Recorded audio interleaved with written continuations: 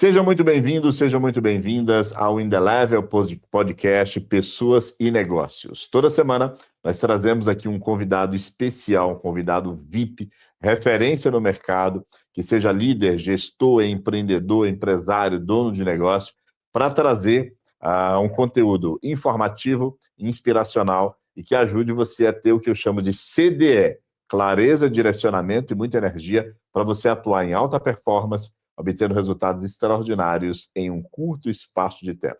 Sugiro que você pegue papel e caneta e venha, porque aqui, hashtag tudo é aula. E, detalhe, se você ainda não segue, se você ainda não se inscreveu aqui no canal, por favor, não só se inscreva, mas também acione o sininho para avisar você de todo o conteúdo relevante que nós vamos trazer especialmente para você que quer alto desempenho. Convidado especial de hoje, o nosso convidado especial de hoje é o Eduardo de Sá Martins da Costa. Parece até nome da nobreza, né? Da realeza. Ele é empresário, industrial e sócio-diretor do Grupo Aramita, grupo familiar baiano com 55 anos. Você já imaginou quanta história nós teremos aqui neste podcast, nessa apresentação? Presidente do CIMEB, Sindicato das Indústrias Metalúrgicas, Mecânicas e de Material Elétrico do Estado da Bahia, sindicato patronal. Vice-presidente do CIEB, Centro das Indústrias do Estado da Bahia, entidade vinculada à FIEB. Ele é administrador de empresas formado pela UCSAL, Universidade Católica de Salvador, tem 400 MBA, né, que eu não vou ler tudo aqui para vocês, certo?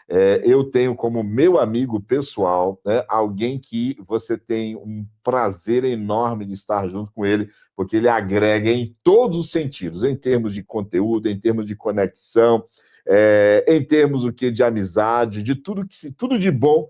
Eu gostaria de dizer para você, Eduardo, que é um prazer, uma honra e um privilégio ter você aqui junto conosco. Seja muito bem-vindo. Prazer é meu, Moisés. Muito obrigado pelo convite, né? E de todos esses MBAs que você falou aí, formações, faltou uma coisa você dizer. Aliás, você até disse, né? A nossa amizade, né? Então, Sim. obrigado pelo convite, porque os cargos passam, né, Moisés? Mas a amizade fica. Maravilha, maravilha. Prazer estar aqui. E fico feliz, né, da nossa conversa aqui no início, que você trocou o nome networking no nosso ecossistema para conexão. Isso, para mim, faz muito, muito sentido, né? Então, conexões profundas fazem com que você tenha condição de viver aquilo que eu chamo hoje de a vida in the level, né? Sem essas conexões, infelizmente, a gente não consegue. Olha só, nós estamos falando de uma empresa de 55 anos, né? A Aramita. Então, eu já vou começar com a primeira pergunta, né? Já buscando lá no início. Qual foi a visão de seu pai naquele momento que continua guiando até hoje a sua organização? O Aramita, Moisés, assim como a maioria das empresas familiares do Brasil, começou pequena, né? Bastante pequena, muito pequena, numa garagem, para ser mais exato, de uma história de um empreendedorismo nato do meu pai. Meu pai era bancário. Você imagina o que é que um bancário entende de indústria? Não sabia nem o que era um parafuso. Mas já estava insatisfeito com a carreira bancária, 31 anos de banco, e aí houve uma compra do banco dele por um outro banco maior, o Banco Nacional, que tinha no capacete do Ayrton Senna. Naquele momento, o banco fez um PDV, e ele falou, opa, é a hora de eu sair e empreender. E assim fez, empreendeu. E onde é que ele trouxe a ideia? A Aramita é uma empresa que produz produtos derivados de arame. E o arame é um produto muito comum lá no estado de Minas Gerais, que é onde ele nasceu.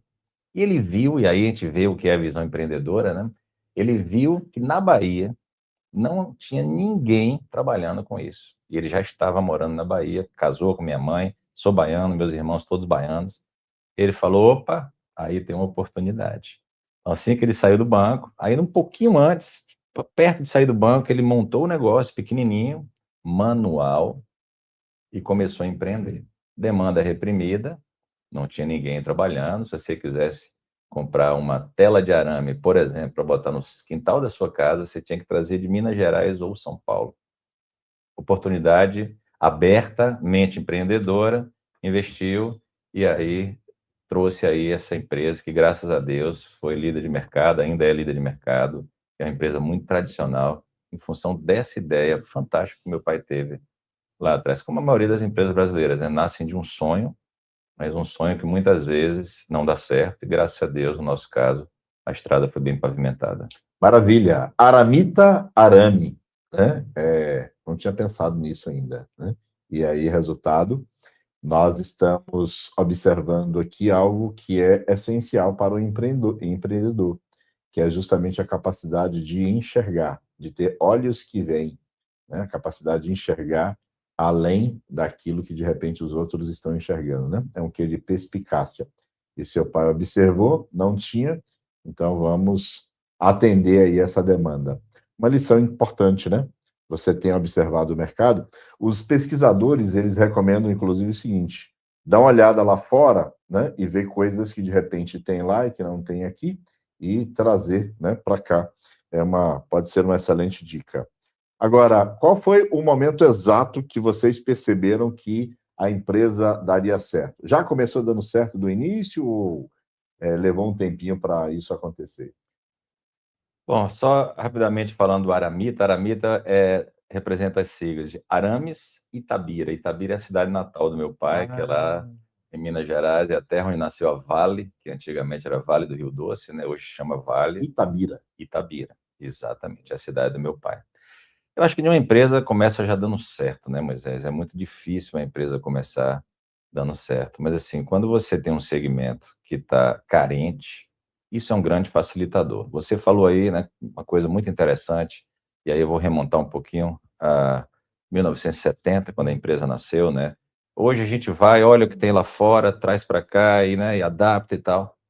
Você imagina o que é que meu pai tinha de fontes para consultar em 1970?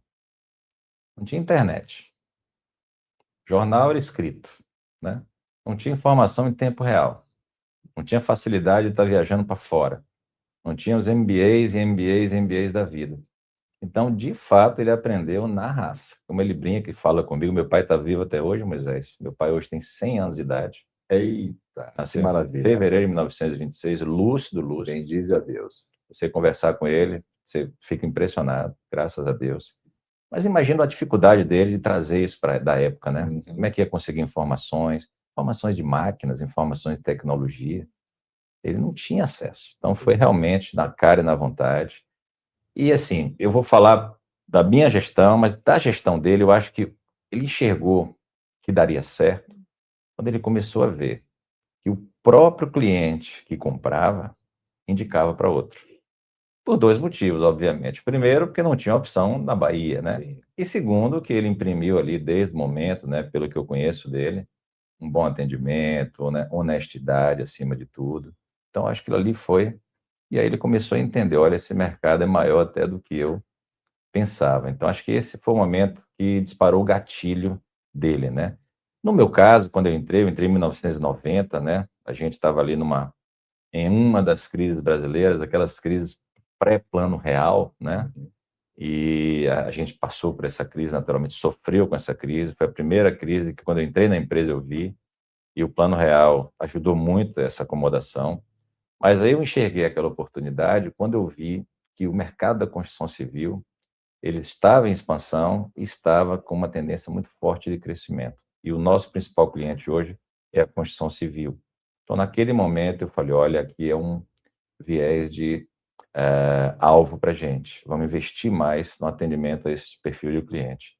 E o resultado é que hoje 89% aproximadamente do nosso mercado é a construção civil. Então, uma empresa de 55 anos, Moisés, ela tem diversos momentos. Então, essa resposta aí a gente pode fragmentar essa pergunta, perdão, em várias respostas, né?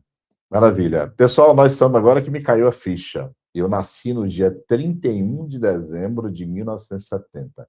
Então, nós estamos falando de uma empresa que nasceu quando eu não tinha nascido ainda. Ou seja, qualquer dia que nasceu a Aramita em 1970 foi antes do que eu tinha nascido. Eu nasci no último dia. Então, nós estamos falando aí o quê? E cujo fundador tem 100 anos hoje, né? Então, a tradição. É uma empresa que tem esta, né, essa duração, essa tradição, né, essa sustentabilidade, não é algo que se vê, né, todos os dias. Então, nós estamos falando para você que fique aí, porque nós vamos aprender muita coisa boa aqui, né? Você disse aí que você entrou com 20 anos. Se você pudesse, 1990, né? Isso. Se você pudesse voltar ao primeiro dia lá que você entrou, qual erro que você evitaria cometer? Essa pergunta, ela é, como é que a gente brinca? Capciosa, porque erros a gente comete o tempo todo, Moisés. E principalmente quando a gente entra, né? Porque a gente entra com a disposição de um iniciante, mas com a experiência de uma criança, né? Ou seja, nenhuma. Então a gente entra, a gente acha que sabe tudo, e hoje eu vejo como a gente cada dia sabe menos e tem que estar estudando sempre mais, né? Então eu não cometeria o erro hoje de achar que eu, pelo fato de ser o dono, sei mais do que todos. Isso não é verdade. Hoje que a gente está no processo de profissionalização, né? Desde o ano de 2018, que a gente já tem um executivo fora da família no negócio, né? Até então não tinha, não era apto e a gente colocou. E aquele momento deu um estalo, mais um gatilho. Como é bom na empresa ter alguém melhor do que você. Um executivo extremamente experimentado, que passou por diversas empresas maiores, menores, iguais, e a gente que saiu da faculdade, naquela época não tinha o hábito de você dizer, vá para a estrada, né? Vá trabalhar aí 2 anos, depois vem. Hoje, se minha filha tem 13 anos, se ela quiser entrar no negócio, que é que eu vou sugerir a fazer, filha, trabalhe 2 anos para alguém, depois venha. Vai conhecer um pouquinho o outro lado da mesa. Eu não tive isso na minha formação. Então, acho que esse é um erro que eu não cometeria hoje, né? Achar que a gente entra e sabe tudo. Não, não sabe. Olha, você me fez lembrar de uma dica que eu dou sempre para os meus mentorados, Eduardo. E eu digo o seguinte, que os melhores consultores da nossa empresa são as pessoas que trabalham para nós, né? Então, todos os presidentes, diretores de empresas que fazem mentoria comigo, eu sugiro que eles abram um canal de comunicação com uma pergunta: o que é que vocês fariam se vocês estivessem no meu lugar? Como CEO, como diretor, como presidente, como dono, proprietário, o nome que você quiser dar, certo? Mas o que você faria, né? E se você estivesse no meu lugar? Quando você faz isso, você começa a perceber tem um tanto de caca que de repente você está fazendo, né? Que você não está vendo. Porque o empresário que está na lida, né, que está lá o tempo todo, ele está cheio de pontos cegos, né? E às vezes há distorções, né, por conta daquilo que a gente não consegue ver. Mas as pessoas que estão lá estão vendo e às vezes tem medo, né, de dizer o que verdadeiramente está acontecendo.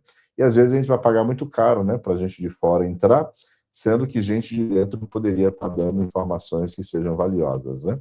Isso para mim é algo bastante importante, né? Verdade. E que bom quem está vivendo aí, né, está dizendo isso aí. Muito bem, o que mais eu vou. Vamos agora falar sobre desafios e gestão. A nossa proposta aqui é falar de liderança, falar de gestão, falar de negócios, né? Falar de conexões, né? Falar do mercado em si. E aí nós vamos falar sobre isso, desafios de gestão. Olha só, há 55 anos, então, a Aramita atravessou diversas crises econômicas brasileiras, né?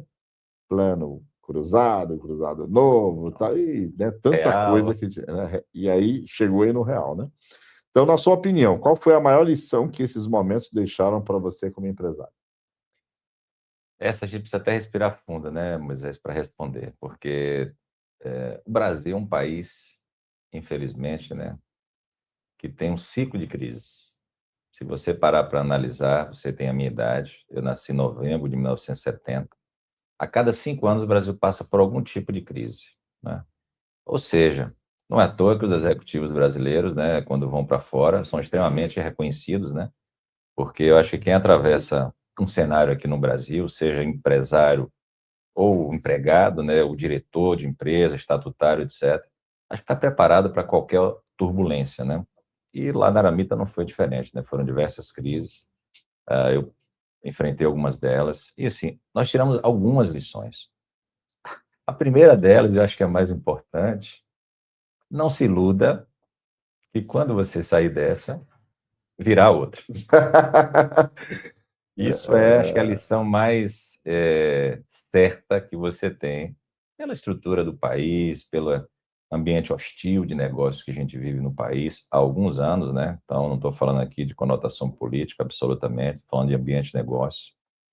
E outra lição que a gente tira também, e aí o empresário, muitas vezes, Moisés, quando ele é sozinho na empresa, ele tem menos espaço para isso. Graças a Deus, a nossa empresa, que começou com meu pai, depois a minha mãe ingressou, depois a minha irmã mais velha ingressou. Infelizmente, ela se foi há 2 anos atrás, ela faleceu, mas formada também em administração.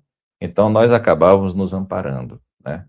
E uma lição que a gente teve lá é: não se sinta sozinho, converse.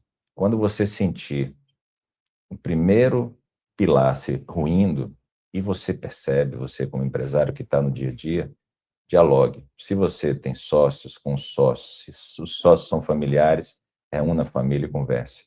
Se não tem sócio, nem tem familiares de negócio, converse com pessoas da sua confiança, que sejam empresários, que tenham, né, de repente, empresas até maiores que vocês, que já passaram por isso. Não fique com aquilo te corroendo por dentro. Primeiro, que vai te fazer mal, e segundo, que não vai resolver nada, né? Você sozinho resolve muito pouco. Isso eu tenho visto muito lá na Federação das Indústrias, né? O associativismo na veia. Quando a gente está junto, Moisés, que a gente conversa com outras pessoas que são empresários, a gente vê às vezes que tem empresas com problemas muito maiores que o seu. E além daquilo ali ser um incentivo para você, né, é uma troca de experiências. Poxa, eu estou passando por esse problema XPTO. Ah, eu passei por isso há 5 anos atrás. Como é que você resolveu isso? Olha que experiência rica de troca que você tem. Se for do seu segmento, melhor ainda. Mas se não for, é uma empresa, né, que tem alguns pilares iguais. Então, converse, não tenha vergonha de dizer que está em crise, que está passando por um momento difícil, porque sozinho você não vai chegar muito longe, não. Mas junto você tem uma chance muito maior. Então, acho que essas 2 lições são as mais inspiradoras para mim, pelo tanto de crises que o Brasil já atravessou. Maravilha, isso faz sentido para mim. Eu gosto muito daquela frase do Nizam Guanais que ele diz, né? É nos momentos de crise, né? Aliás, ele diz o seguinte, que uma crise tem 2 lados, né? Os que choram e os que vendem lenço. Nos momentos de crise que você realmente tem os testes, né, que vão fazer o que você tenha bastante aprendizado. Problemas existem, sempre existirão no Brasil, mais ainda. Agora, de repente, como você encara esse problema pode ser o grande diferencial, né? Como uma oportunidade que você tem para você se especializar, para você se preparar, né? Porque no outro podcast que a gente teve aqui, a gente usou aquela expressão do Fernando Pessoa, quando ele diz, né? Navegar é preciso, viver não é preciso. O viver não é preciso, quer dizer, significa que tá cheio de incertezas, né? O que mais que a gente tem é incerteza. E as incertezas, elas podem fazer alguns sucumbirem, né? Quem não está preparado mentalmente, emocionalmente, espiritualmente, podem sucumbir. Agora, quando nós entendemos, né, que a crise pode gerar oportunidades, então é uma forma de você encarar uma realidade com esperança, né? De que realmente vai se resolver. O outro item que você mencionou aí, me permita comentar, é justamente a questão da comunidade, da confraria, né? E aí eu vou advogar em causa própria e dizer o seguinte, que os grandes empresários, eles têm uma certeza, uma prática, né, de ter um mentor, um conselheiro, alguém com quem ele tenha que conversar para não cair na tal da solidão do poder, né, que era bem comum antes, mas nós tivemos até o CEO do Google, né, que escreveu um livro falando, né, o Smith, né, Schmidt, escreveu um livro falando sobre a importância de ter, né, um coach, um mentor, um conselheiro, né, alguém com que ele conversou bastante tempo, justamente para poder trabalhar melhor esses momentos aí, né, que a gente enfrenta. Uma dica boa para você, né? Contrate um mentor, né? Converse com alguém. Isso vai ser importante para você. que mais que eu preparei aqui para estar falando com você? Muito bem. Pergunta difícil não vale, viu? Essa aqui é boa. Ó, tendo em vista que o tem o Tony Robbins, ele tem uma frase que diz que é nos momentos de decisão que o seu destino é forjado. Eu gosto muito dessa frase. E eu acredito nela, né? Não tomar decisão já é uma decisão. Então, o empresário está o tempo todo tomando decisões difíceis. E a pergunta vai nessa sintonia aí. Como você lida com a pressão diária e a tomada de decisões difíceis? Bom, decisões difíceis são tomadas todos os dias, né? E muitas delas trazem pressão também. Mas a pressão do próprio ambiente de negócios, ela já é uma pressão que, se você não tiver um equilíbrio emocional, né, bom, você acaba sucumbindo. E aí a gente vê aí os casos inúmeros, né, de depressão, de burnout que tem acontecido, né? Eu procuro, dentro do meu ambiente de negócio, hoje a gente está numa estrutura, Moisés, que, como a gente profissionalizou, né, então, diminui um pouco o peso das decisões, não o peso da responsabilidade, porque essa é minha, mas das decisões. A gente montou um conselho consultivo lá na empresa, né, proporcional ao nosso tamanho. Nós não somos uma empresa grande, nós somos uma empresa, né, até pouco tempo pequena, hoje a gente considera média, mas o fato de termos um conselho consultivo, um CEO fora de mercado, eu como sócio, né, e também na operação, eu não estou só no conselho, a minha sobrinha que está começando, e é uma experiência muito legal, é a terceira geração da empresa, né, que já está acontecendo, ou seja, a segunda transação geracional passando para a terceira geração. Quantos anos ela tem? Ela tem 24 anos, formou agora em administração, e tem aí um relatório aí da Fundação Dom Cabral, se eu não me engano, disponível na internet, que fala, né, que 5% das empresas brasileiras chegam até a terceira geração. Esse é um dado alarmante, né, ruim. A empresa, o empresário brasileiro, as empresas deveriam ter uma longevidade muito maior do que tem, né? E aí tem N motivos que a gente não vai aqui elencar, né, até porque não foi a pergunta, mas como a divisão hoje lá é muito maior, então o peso das decisões é mais aliviado, né? Elas têm que ser tomadas, mas é mais aliviado. E o fato da gente ter um executivo fora de mercado, desculpa, um executivo de mercado na nossa empresa, me surpreendeu muitas vezes, porque decisões que ele toma hoje, e ele tem autonomia para tomar, eu jamais tomaria, com a formação que eu tive, com a gestão familiar que eu tive, né? Então, isso tem sido um aprendizado para mim, como se eu tivesse voltado para o banco da universidade, mas dessa vez a universidade prática, né? E acompanhando essa pessoa de mercado tomando decisões. Então, esse peso para a gente hoje é muito mais leve. Até em momentos de dificuldade, de crise. A indústria brasileira hoje, mas ela passa por alguns momentos difíceis, principalmente, por exemplo, formação de capital de giro. A indústria hoje ela financia a operação. Ela compra, no nosso caso, aço. Aço, praticamente, o mercado que vende, ele é um monopólio, né? Oligopólio, na verdade, são duas empresas brasileiras, vendem num prazo muito curto, então a gente paga os nossos fornecedores muito antes de encerrar o nosso ciclo da venda e o ciclo financeiro. Você paga o governo logo no outro mês, e muitas vezes você vende para receber depois. Então, a indústria brasileira ela acaba sendo um financiador da operação, um banco, mas sem a melhor parte do banco, que é receber os juros, né? Exato. Então, Sim. são momentos difíceis o tempo todo, né? Então, essa divisão já com o conselho, com o executivo de mercado, já aliviou muito o peso. Mas eu procuro também, Moisés, né, dentro do nosso tempo que sobra, né, também exercer algumas atividades que me tiram um pouco dessa pressão, né? Eu sou espírita, então eu leio muito sobre a doutrina espírita, isso me ajuda bastante, né, a enxergar o mundo com um outro olhar.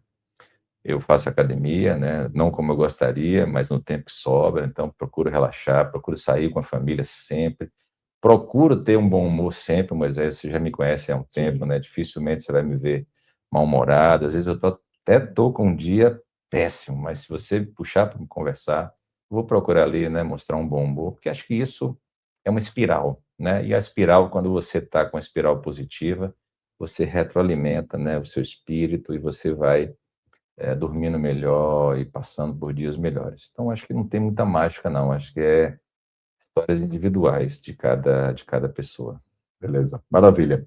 É, nessa coisa de decisões, eu vou usar aqui uma coisa que eu aprendi recentemente com o Lázaro do Carmo, que foi o executivo, né, do Silvio Santos durante bastante tempo. E ele conta uma história que falando sobre decisões, né? Eu tenho que pagar hoje 30 milhões. Só que eu tenho que pagar 30 milhões para 3 pessoas, né? E eu tenho que decidir quem é que eu vou pagar. E detalhe, eu só tenho 30 milhões, eu tenho que pagar 30 milhões para cada um deles. Eu vou pagar para quem? Então, decisões como essa que ele conta, né, que chegava para o Silvio Santos, chefe, e aí agora? Né? Nós só temos caixa para... E aí, como é que faz? Aí o Silvio Santos perguntar, né, você conhece a história do cara e do burro? No final, nós não vou contar a história aqui, né? Mas a história é, você precisa de tempo, né? Tem decisões que são decisões muito sérias, decisões que têm impacto muito bom. Então, a primeira coisa é o seguinte, arranja tempo. Então, tempo para você pensar melhor, né? Para você decidir melhor, para você saber o que realmente está acontecendo, o tempo pode ajudar. Que às vezes é o seguinte, nós temos uma tendência, quando são decisões, nós queremos realmente nos livrar do problema, então a gente quer tomar decisões apressadamente e muitas vezes no calor das emoções. Aí tem uma frase que eu mesmo uso nas minhas mentorias, que é: jamais tome decisões permanentes sobre o efeito de emoções temporárias, né? Que fatalmente a gente vai ter problema. Um exemplo simples é aquela coisa do morreu o pai e a mãe, né?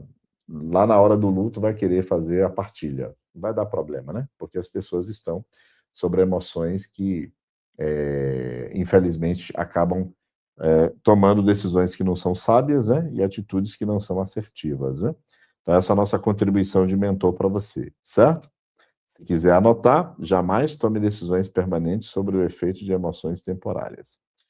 Muito bem. Agora, a pergunta que fica é: você tem um conselho? Você viu o que o Eduardo falou? Achou que eu esqueci? Não.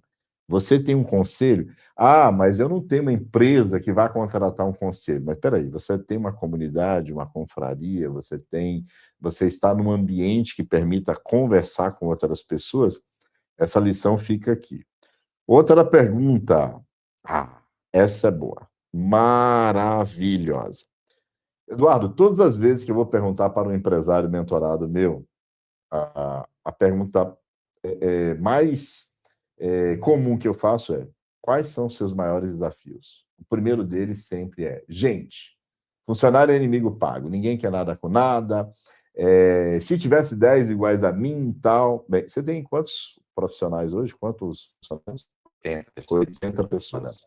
Então a pergunta é: qual é o seu critério principal na hora de contratar ou montar um time? Essa pergunta é muito boa, viu, Moisés? Hoje, lá na nossa empresa, né, quando a gente completou 50 anos, a gente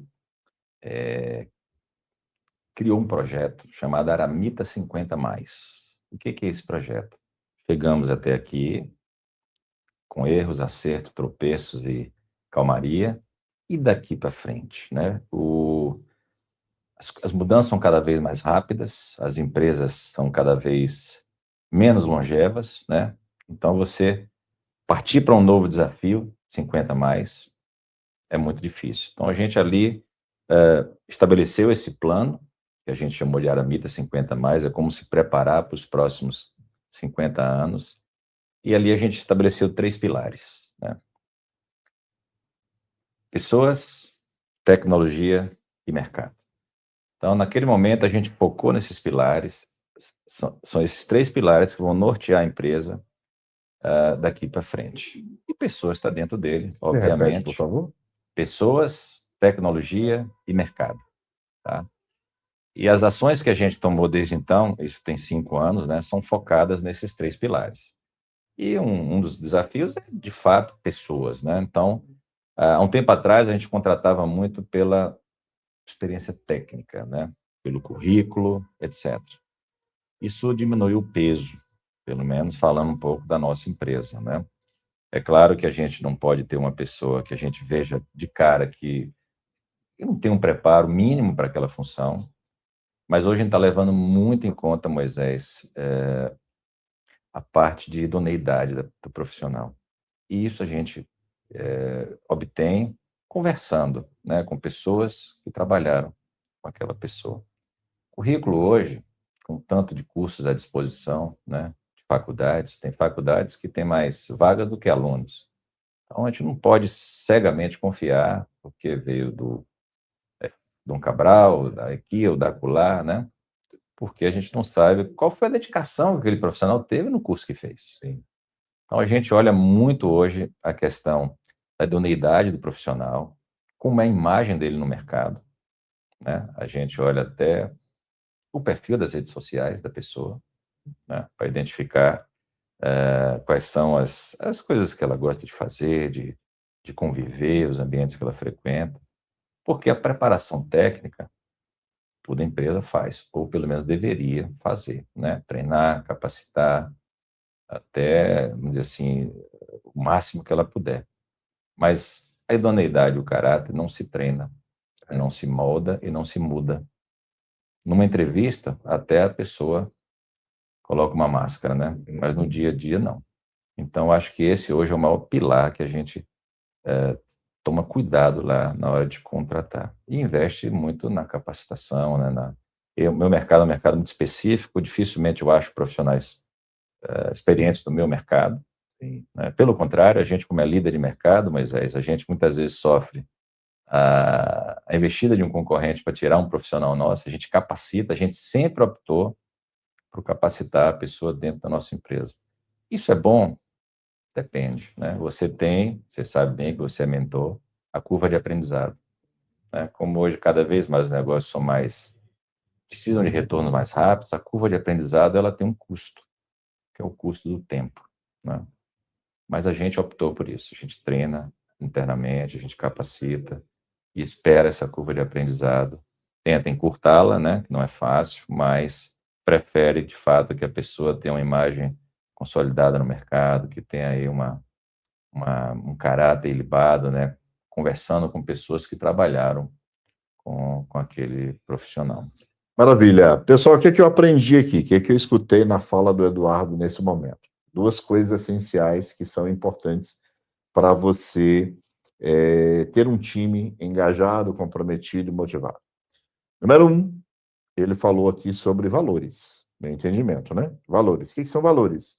Princípios morais e éticos que fundamentam o código de conduta, né? E fornecem as diretrizes à medida que você anda pelo caminho, né? É você ter clareza do que é verdadeiramente importante, né? E contratar as pessoas que estão alinhadas com valores, né? Para isso, naturalmente, você tem que saber quais são os valores da organização para você saber se aquela pessoa, o estilo de vida dela, coaduna com os valores que a empresa tem, né? Então, clareza dos valores daqui, e isso aí demanda coisa da cultura organizacional, que é fundamental. Na minha opinião, cultura organizacional e identidade empresarial, ela funciona como raiz, né, de uma empresa. Às vezes se preocupa com fruto, com flor, mas aí o que importa mesmo é a raiz, né? Então, primeiro item, clareza dos seus valores e identificar pessoas que têm os seus valores. O alinhamento vai ficar muito mais, né, fluido. Aliás, na minha opinião, inclusive, o segredo do sucesso da felicidade é quando você alinha objetivos a valores. Quando você faz isso, né, funciona bem. E o segundo item é o que muitos empresários, infelizmente, se defendem disso, que é o chamado T&D, né? Treinamento e desenvolvimento. Inclusive, a pessoa quase que vomita aquela frase. E se eu treinar e ele for para o concorrente? A minha resposta sempre para ele, né? E se você não treinar e ele ficar? Muito pior. É muito pior, né?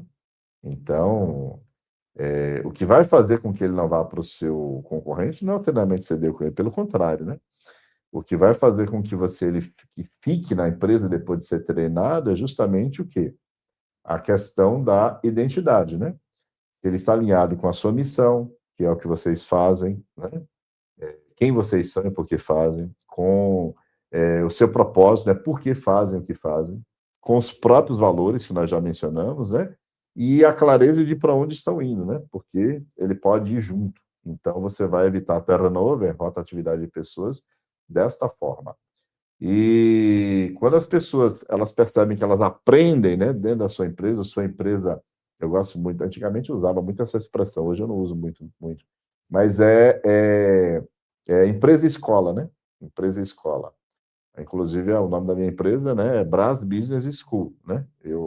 A gente trabalha com essa ideia aí, né, de justamente ensinar. Muito bem, muito bem, muito bem. Vamos aqui falar o que ainda sobre liderança, né? Vamos lá. Você preside o CIMEB e também atua como vice-presidente do CIEB.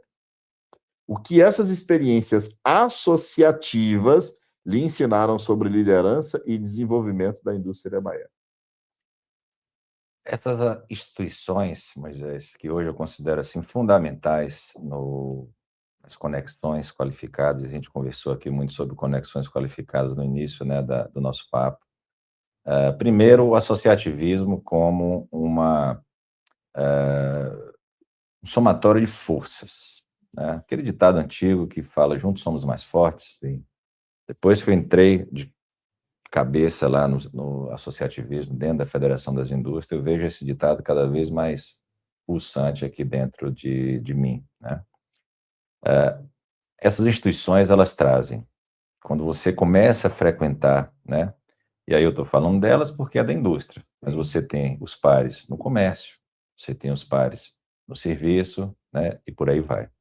No nosso caso específico, é o Sistema S da indústria. A gente tem um ambiente extremamente qualificado, né? Um ambiente de empresas que muitas delas do seu porte, não necessariamente do seu segmento, empresas que você vê em desafios diários, que você ou já passou, ou está passando, ou algum dia irá passar. Então ali você tem uma escola gratuita, prática, né, do dia a dia. Além disso, você tem uma capacidade de conexão, Moisés, enorme, né? As conexões que essas duas instituições me proporcionaram, tanto o Sindicato das Indústrias Metalúrgicas como sendo a indústria, elas são riquíssimas, né? Elas são conexões que você, inclusive, faz negócios. Hoje, o empresário e a Federação das Indústrias, o Centro das Indústrias, é uma casa de empresários. Empresários fazem negócio o tempo todo. Então, o que é que nós fazemos lá? Acender aquela faíscazinha que precisa para que os empresários façam negócio. Então, a convivência nesse ambiente ajuda também a gerar muito negócio. E a gente que está na posição de liderança, nesses dois casos que a gente ocupa, a gente, além da missão empresarial, mas a gente tem uma missão institucional, né, que é fomentar esse ambiente. Então, você que está sempre lá nos prestigiando, né, Moisés, nos eventos, Com o maior prazer. é um parceiro, você acompanha lá como a gente incentiva, né, que esse ambiente de negócio aconteça o tempo todo e sempre com pessoas diferentes chegando e conhecendo o sistema, conhecendo o ambiente, conhecendo as empresas, conversando. Os eventos que a gente faz lá é um exemplo vivo disso, né, de empresários conectando empresários e fazendo negócio. Esse é o nosso papel também institucional. Defesa de interesses, obviamente, né, defesa da indústria baiana, mas também fomentar um ambiente de negócio porque já é muito hostil quando a gente fala em questões governamentais, etc. Moisés. Do nosso lado, cabe a gente ser um facilitador para que esse ambiente ajude os empresários a fazerem negócio, porque afinal todos vivemos de negócio. Bem, o resumo da ópera aí, né? A ambiência. A ambiência é um termo que, inclusive, está sendo bem usado aqui, né? Estava procurando aqui uma definição, mas ela, em resumo, justamente você está conectado, né? Uma ambiência no mundo corporativo, você está conectado com um público seleto, né? Um público comprometido, que você consiga fazer conexões, né? Que sejam reais, gerando oportunidades de obter conhecimento, né, de obter oportunidade de negócios, né, oportunidade de você conviver com outras pessoas que poderão levar você a lugares que são inimagináveis, né? E aí Eu gosto, né, para esse conceito de um arquétipo, né? O arquétipo do polvo. O polvo ele é conhecido pelos seus tentáculos, né? Então ele está aqui, mas o tentáculo dele consegue estar lá. Então, com esse tipo de conexão, tem um termo novo, inclusive, chamado net weaving, né? Que o Falcão, inclusive, usa bastante, Isso, nosso né? amigo. Exato. Que é a capacidade de você desenvolver conexões, né? Olhar para o outro, né? Que é par seu, que está lá numa condição igual, com a ideia de o que, que eu posso fazer para ajudá-lo, né? O que, que eu posso fazer para é, atender, então, as suas necessidades. Quando a gente consegue fazer isso, a gente acaba chegando naquele provérbio africano, que está muito aí no marketing digital, para ver se eu lembro, que é mais ou menos assim. Se você quiser ir rápido, vá sozinho, mas se você quiser ir longe, vá acompanhado, né? É isso Então, mesmo. eu estou acreditando bastante nisso. Eu estou acreditando. Essa ideia que a gente está chamando de ambiência, de networking, né? O Napoleon Hill, há muitos anos atrás, escreveu um livro, A Lei do Triunfo, e um livro, né, que é um livro Bíblia. Ele chamou de Mastermind, né? Que é uma mente superior, mente mestre, que é formada por várias mentes trabalhando em conjunto, né? E ele disse que ele foi patrocinado pelo Andrew Carnegie e ele entrevistou os 500 empresários mais ricos, né, dos Estados Unidos naquela oportunidade. E ele descobriu que todos eles seguiam princípios, e um deles era justamente a ideia do mastermind. Eles estavam numa confraria, numa comunidade, se reunindo, discutindo, debatendo, né, trabalhando em conjunto, né, gerando a lei não da atração, mas a lei da tração, né? Você consegue tracionar resultados de maneira melhor quando você está junto conosco.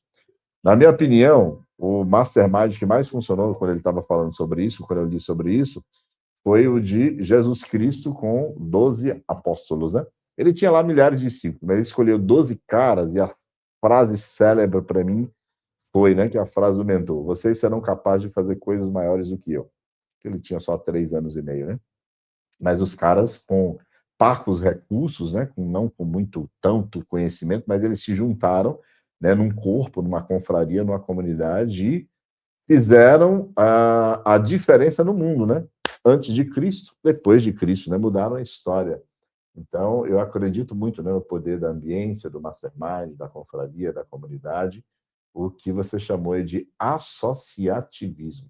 No Exatamente. caso, você está lá na FIEB, Isso. está no CIEB, e no outro que eu citei, CIMEB, CIMEBS. e Me fala o que é CIMEB. Sindicato das Indústrias Metalúrgicas e Metalmecânicas do Estado da Ah, Bahia. É um sindicato patronal que defende o setor, né, e que está metalúrgico, aliado à metalmecânico. federação, FIEB. Hoje é a Federação das Indústrias, Moisés, e aí eu já mando um abraço aqui, nosso presidente Carlos Henrique Passos, que também é o presidente do CIEB, tem feito um trabalho espetacular na federação e tem abraçado o trabalho da gente, né?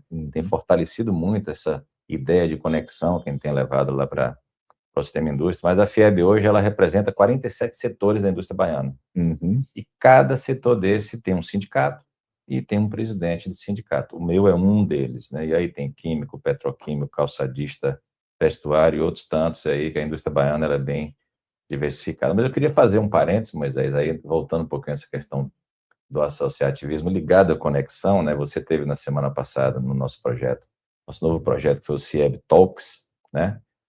Que a gente teve a oportunidade de bater um papo com o Ademar Lemos, esse grande empresário baiano, né, do grupo Lemos Passo. E ele reforçou isso naquele momento, quando ele disse, né, naquele tom engraçado que ele fala ali, olha, não deixem de ir para os lugares que vocês forem convidados para fazer conexão. Uhum. E se não for convidado, também vá, você lembra disso? O que ele quis Figura, dizer com figura. aquilo? E assim, eu assino embaixo, né? A gente tem um dia a dia cansativo, e aí, independente do porte da empresa, né? Às vezes, quanto menor, até mais cansativo, porque você faz muito mais coisas operacionais. E às vezes você recebe um convite para um evento corporativo. E você está cansado, você quer chegar em casa, você quer ver seu filho, né? Ou simplesmente quer fazer nada, quer descansar. E você diz, eu não vou. Repense isso. E aí fica aqui, né, uma dica. Repense isso. faça um pequeno sacrifício e vá. Vá naquele convite, vá naquele ambiente, vá fazer conexões, porque é ali, onde você menos espera, que você vai encontrar um prospect, um lead, né? Um cliente que já é seu cliente, que você vai fortalecer ali a relação. E às vezes a gente deixa isso passar pelo cansaço natural das pessoas, né? Então, eu diria, Moisés, que as conexões empresariais, elas têm que ser encaradas como parte do seu dia a dia. Perfeito. Eu tenho que pagar conta, eu tenho que comprar material, eu tenho que vender, eu tenho que atender, eu tenho que fabricar, no nosso caso, que é a indústria.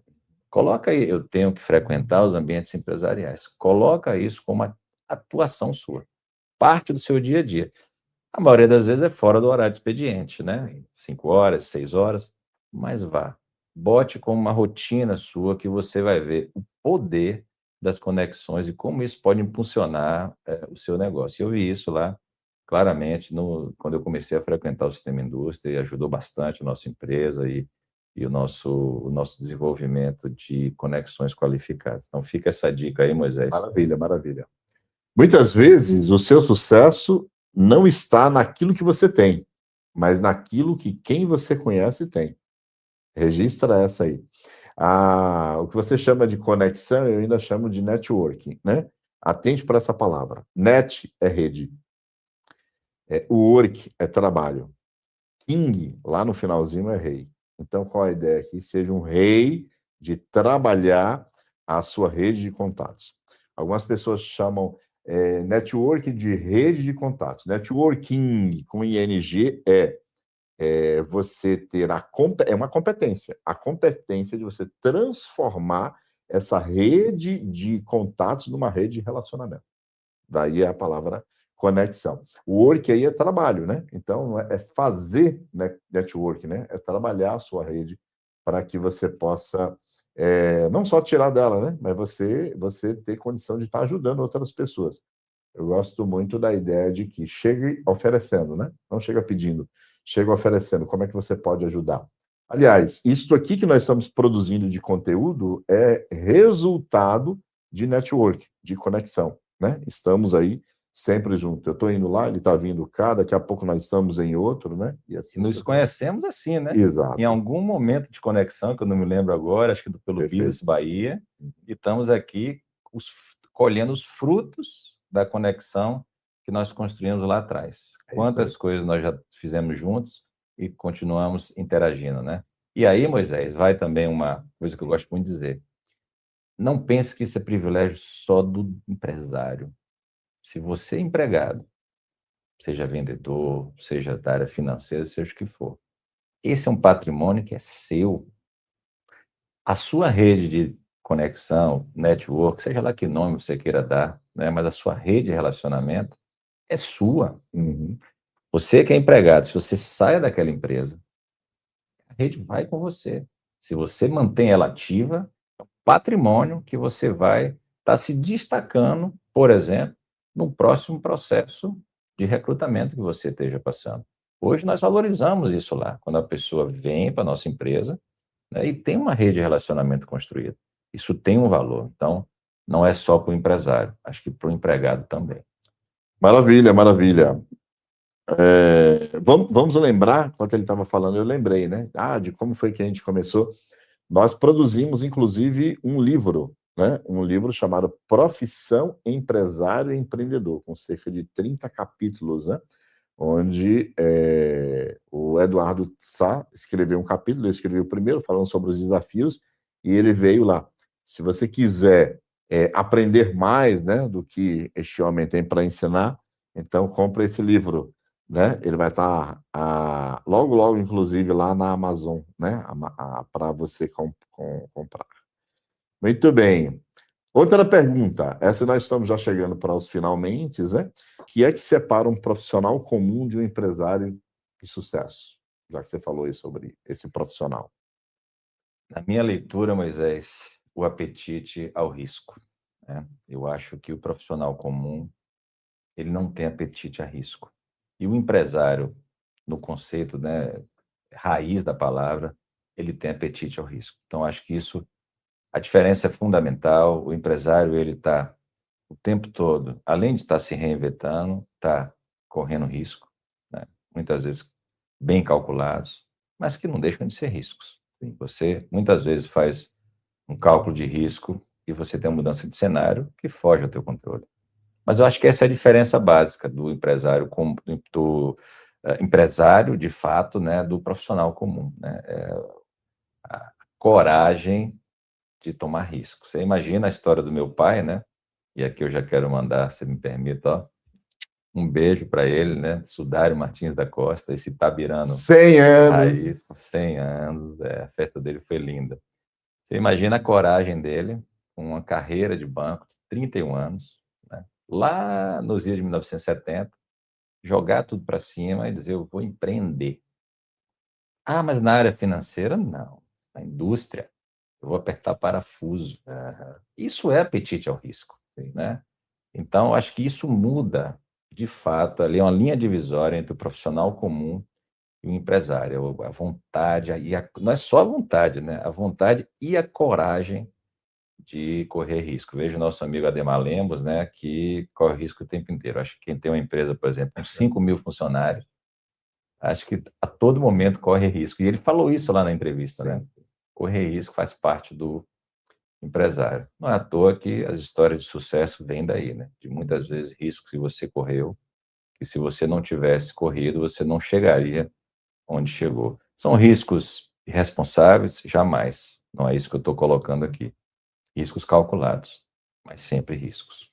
Usando essa expressão, para você que quer empreender, você pode correr altos riscos sem correr perigo.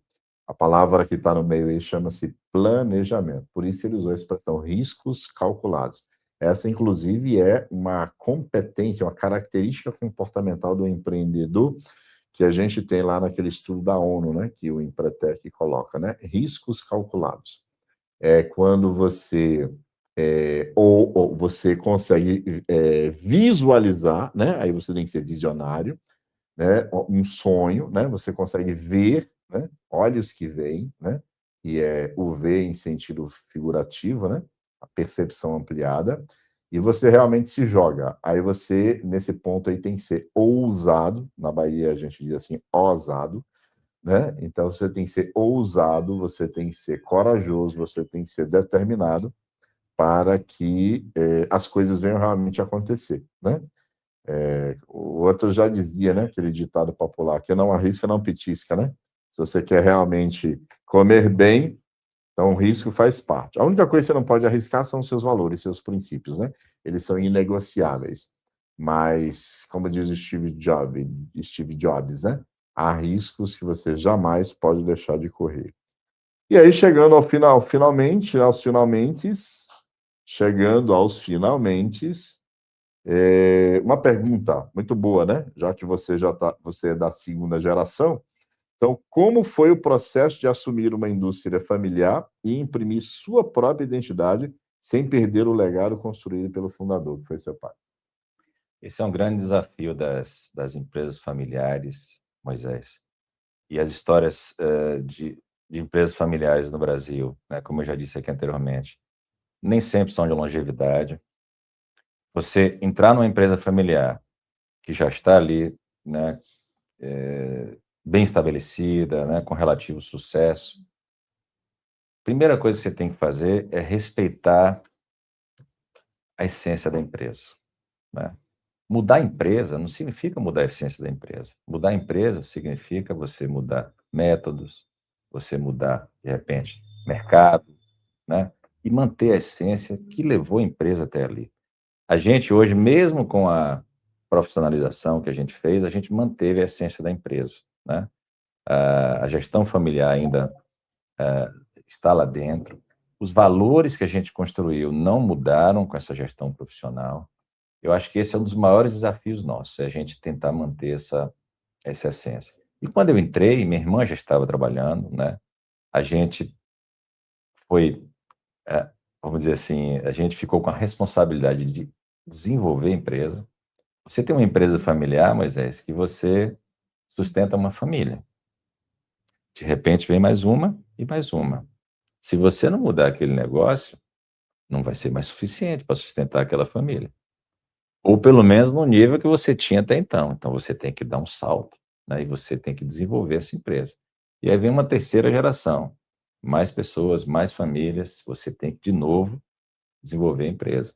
E esse desafio que a gente correu lá atrás, aí eu estou falando na década de 90, né, ano 2000, 2010, fez a gente se mexer, né. A empresa chegou até ali, na gestão exclusiva dos nossos pais, a gente continuou com eles durante muitos anos, mas a gente imprimiu a nossa gestão, da nossa formação. Eu formei administração, minha irmã também. Então nós trouxemos um pouco dessa bagagem, né, que meu pai e minha mãe não tiveram, né, e imprimimos esse ritmo na empresa. E aí inovamos onde era possível, né? Por exemplo, a gente só vendia produtos. A gente percebeu que o mercado, principalmente o mercado das grandes construtoras, eles queriam uma solução completa.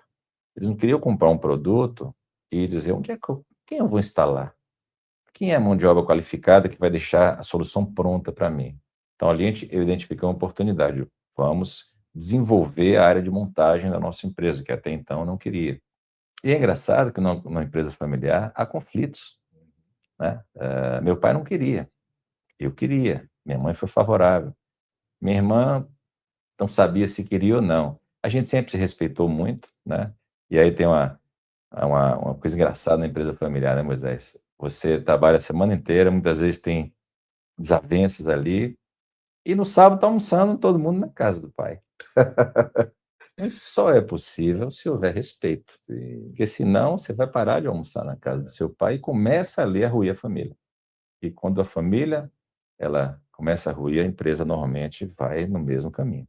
Então a gente, por mais que quebrasse o pau durante a semana, fim de semana estava almoçando na casa do meu pai, como almoço até hoje, juntos, sem falar de trabalho, né, e se respeitando. Então eu acho que esse desafio de equilibrar família, negócio, desavenças, uma empresa familiar não tem só céu de brigadeiro, tem problemas o tempo inteiro e tem desavença entre a própria família. Mas a gente, quando entende a gestão que seu pai imprimiu até ali, a gestão nova que você vai imprimir, mas que a essência da empresa e os valores que você colocou aí, muito mais, né, anteriormente, de transparência, de ética com o mercado, né, de cumprimento dos prazos, cumprimento dos contratos. Quando você não abre mão desses valores, você consegue levar a empresa em momentos diferentes, com gestões diferentes, mas mantendo a essência e mantendo o respeito entre a família. Não estou dizendo que é fácil, mas é possível. Maravilha. O que você chamou de essência, eu chamo de estrutura, né? Eu uso uma metáfora nas mentorias dizendo o seguinte: é como um prédio. Você não pode mudar a estrutura dele. Se você mudar a estrutura dele, ele vai cair. Mas você pode mudar a fachada, você pode mudar a pintura, você pode mudar, né, acabamentos, tal, né? Então, isso para justamente o quê? Perdurar, ser sustentável, né? Ser duradouro, tal. Nessa questão de trabalhar com família, de fato, a gente observa que é desafiador. E uma das coisas que a gente percebe é justamente a coisa do ego, da vaidade. As emoções são algo que eu estou percebendo cada vez mais, e às vezes, ó, não precisa ir muito longe. Nós estava numa situação que um dos executivos da empresa, né, dos sócios da empresa, ligou e dizendo o seguinte: vou acabar com a empresa inteira, porque meu filho me chamou disso, disso, daquilo. E aí, resultado, corre dali, então, resultado. Uma empresa faturando milhões, né, saiu do zero, já faturando milhões, e indo para a bancarrota justamente por conta do que um filho falou para um pai, né? Então, é realmente o que? Desafiador. E se a pessoa não tiver, e os membros, né, você chamou aí de respeito, o respeito é um valor muito importante. Então, valores, junto com inteligência emocional. junto com inteligência emocional. A capacidade de você entender o que é que realmente está acontecendo, entender, inclusive, que por trás de todo o comportamento tem necessidade. Às vezes a pessoa nem queria falar aquilo ali, né? Mas ele está se sentindo tão mal por falta de segurança, por falta de reconhecimento, por falta de pertencimento, né? Que é família e tal, mas aí pode acontecer que não haja pertencimento, a pessoa não tem mais a sensação do seu lugar, e às vezes acontece coisas como essa. Então, envolve sabedoria, né? Maturidade das pessoas ali para entender que episódios isolados não definem as pessoas, né? Às vezes, e nós cometemos muitos erros, né? Às vezes, se a gente não tiver essa maturidade para entender isso, respirar fundo, infelizmente, dá problema. Imagine, Moisés, no nosso caso, né, como eu falei aqui anteriormente, que a gente profissionalizou, né, colocou um executivo um executivo do mercado, fora da família, que está lá, né, que tem a mesma autonomia que nós. Você imagina se eu deixasse o ego me contaminar? Sim. Chegou uma pessoa mais experiente que eu, mais preparada que eu e mais experimentada que eu, não no segmento, mas em empresas, e mais experimentada do que eu. E aquela máscara de você achar eu sou o dono sabe de tudo, eu sou the best, né? O número um, cai por terra. Quando você vê ao seu lado, e aí vem uma frase, eu ouvi do Guilherme Benchimol lá na XP, quando eu fui convidado lá pela FIE para um almoço lá na sede da XP, eu levei 12 empresários lá para almoçar com ele, e ele disse assim, está até no livro dele, eu sempre contratei pessoas melhores do que eu. E numa empresa familiar, você normalmente não admite isso, porque você se acha o melhor. Uhum. E quando você passa por uma experiência dessa, você vê o quanto ela foi enriquecedora. Se você me perguntar hoje, Eduardo, você voltaria atrás nessa decisão? Jamais. Eu me arrependo de não tê-la tomada antes. Uhum. Mas aí precisa tirar a máscara, não pode deixar o ego te dominar, você tem que entender que você não é o melhor. Você, pelo contrário, você contribui muito pela experiência que você tem, mas se você tiver um batalhão de pessoas melhores que você vai ser a melhor empresa do mundo. Pode apostar. Excelente. Querido, faculdade nenhuma ensina isso. MBA nenhum ensina isso que nós acabamos de ouvir agora. Na verdade, nós somos muitas vezes regidos por aquela coisa, né? Quem é você, né, para saber? Olha, eu estou aqui há tanto tempo, eu sei todos os problemas, sei todas as dificuldades, e vem aí um cidadão e faz bem melhor do que tem que ter sabedoria e humildade para aguentar isso, né?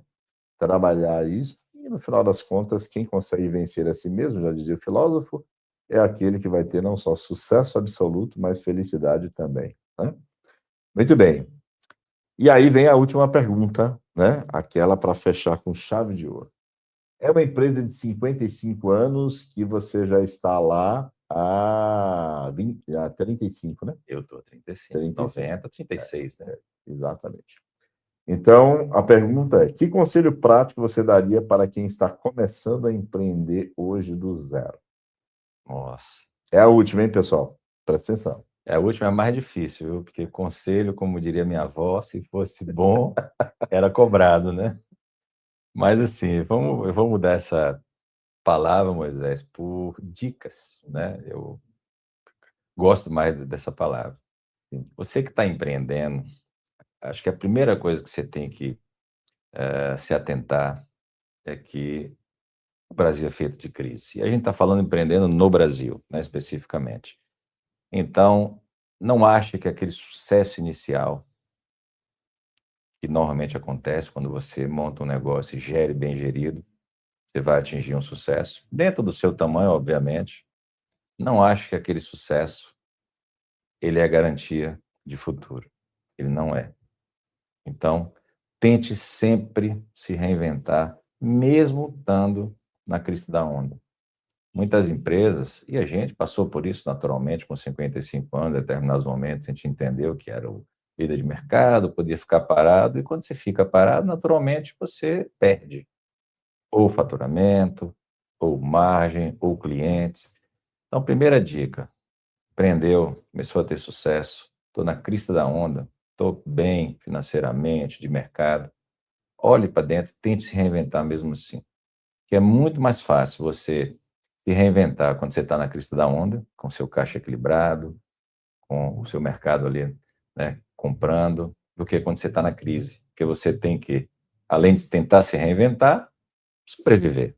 Então você está contaminado ali com um componente emocional muito forte. Segunda dica que eu dou, não tenha medo de contratar pessoas melhores que você. E aí pega o gancho que você falou, é muito pior eu treinar a pessoa ir embora do que eu não treinar ela ficar. Não tenha dúvida disso, não tenha dúvida. E quem não é treinado normalmente fica, porque o mercado não quer levar. Tá? Então, contrate pessoas melhores que você ou transforme as pessoas que estão ali melhores que você. Treine, capacite, oriente o tempo todo, né? E a terceira dica é uma dica realmente de, vamos dizer assim, se você quer se tornar um empresário de verdade, tenha apetite a risco, né? Proporcional ao seu tamanho, aonde sua perna aguenta chegar. Não tenha medo do risco, porque se você tiver medo do risco, você vai ficar sempre no seu tamanho. E uma empresa, Moisés, que fica sempre no tamanho, ela encolhe. Por que que ela encolhe? Porque o movimento dos concorrentes acontece. Se eu tinha um tamanho X, continuo no meu X e meu concorrente aumentou, eu diminuí. Então, essa é uma visão que a gente precisa ter. O apetite ao risco não é uma coisa que muitas pessoas lidam muito bem com isso. Mexe com o emocional, mexe. Quantas noites mal dormidas o empresário passa, Moisés, né, ao longo de anos de empreendedorismo? Faz parte do jogo. Você tem que saber. Ou você tem esse apetite a risco e vira um empresário, ou você vai ser um empregado natural, né? O mundo não é feito só de empresários, nem é feito só de empregados, nem é feito só de funcionários públicos. Até porque não há espaço para todo mundo e não só desses setores. Então, existe essa mescla. Mas eu diria que o apetite ao risco faz parte do negócio e é uma dica que eu dou, sempre voltando a frisar, né? O risco calculado e não o risco irresponsável. Só que não é tão fácil calcular, né? Maravilha. Por isso que você precisa de um mentor. Ó, Isso. o que o Eduardo falou aí me fez lembrar a historinha que eu escutei essa semana, que eu achei muito engraçadinha, eu achei interessante. De um conselheiro, mentor, alguém, né, que deu 2 envelopes, né? Parece que foi um pai para um filho, né? Que deu 2 envelopes e deu e disse para ele o seguinte, ó. Quando você, pai, vou te dar como presente esses 2 envelopes. Você não pode abrir. Quando você estiver no pior momento da sua vida, no caos, quando você estiver na pior dificuldade, certo? Você abre um. E quando você estiver no melhor momento da sua vida, quando você estiver no momento mais top, mais feliz da sua vida, e que você reconhece que foi o melhor do melhor, aí você abre o segundo. E aí, resultado, quando ele teve realmente no pior momento, ele abriu o primeiro. Estava escrito lá, vai passar. E realmente passou, né? Aí ele teve realmente no melhor momento, ele dizia, estou no ápice, né? Nada poderia ser melhor. Quando ele abriu, escrito a mesma coisa, vai passar. Vai passar. Aí é que tem que inovar, tal, né? Que tem que ou seja, não importa que situação que você esteja, vai passar, certo? E aí é bom que você aprenda, é bom que a gente é guiado. Nós temos uma imersão, que é a imersão em inteligência empresarial, que você inclusive está convidado para estar participando agora no final do mês. Tem uma frase, né? Âncora, que na verdade são 2 frases âncoras, né? A primeira delas é dinheiro que você ainda não ganha é pelo conhecimento e pelas conexões que você ainda não tem. O dinheiro que você ainda não ganha é pelo conhecimento e pelas conexões que você ainda não tem. E a segunda frase é tudo que eu preciso está em mim agora, que é sempre a parte final do treinamento, né? Que a gente ensina a lei do acesso, né? A lei do acesso, que é o reconhecimento de todos os recursos que você já tem e usar isso, ao invés de ficar esperando, né, a atração, a lei da atração vindo do universo para você, não. Acesso que você tem. Tem muita coisa guardada. E foi o que nós fizemos aqui. Nós não acessamos a muita coisa maravilhosa que o Eduardo tem e nos ensinou. Então, você precisa justamente da lei do acesso. Ô, Eduardo, veja só, para mim foi realmente, além de um prazer, né, uma honra e um privilégio, eu posso dizer para você que foi um presente, né, a sua presença aqui. A coisa de gratidão do mentor é que as pessoas pagam, né, para você aprender com elas, né? E aí, resultado, aqui é um privilégio. Eu estou fazendo um trabalho e aí eu estou aprendendo, né? O Timothy Gower diz que quando você performa, quando você aprende, quando você se diverte, você está vivendo a plenitude da sua vida. E foi o que aconteceu aqui, né? Estou performando, estou aprendendo e me divertindo ao mesmo tempo, né? Com tudo aquilo que eu vi aqui. Então, só posso agradecer. Agradecer a você, agradecer a Deus por esse privilégio e desejo sucesso absoluto para você. Muito obrigado. Eu que agradeço o convite, mas é sempre um prazer estar aqui com você, né? Eu não posso deixar de registrar aqui o agradecimento à Federação das Indústrias, né? Em especial ao nosso presidente Carlos Henrique Passos, que você conhece, é um workaholic, ele está fazendo um trabalho incrível lá na federação, pela confiança, né, em ter me colocado lá como vice-presidente.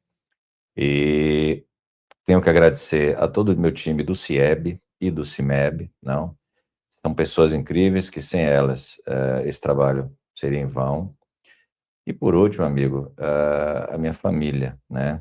Em específico, minha esposa Patrícia e minha filha Fernanda, que eu já mando um beijo para ela, que eu amo. E minha família de origem, né, de base, meu pai, minha mãe, meu pai vivo até hoje, minha mãe já partiu.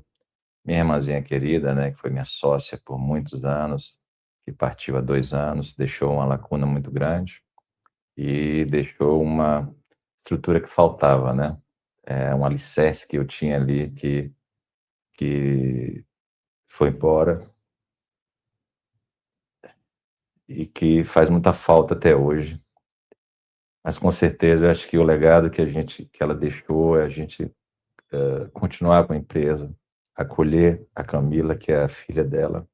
Peço desculpas aí, Moisés, pela emoção. E família é a base de tudo, né? A empresa familiar, sem uma família estruturada por trás, ela tem vida curta. Eu acho que por isso que a nossa empresa chegou aos 55 anos, com a base da família muito sólida.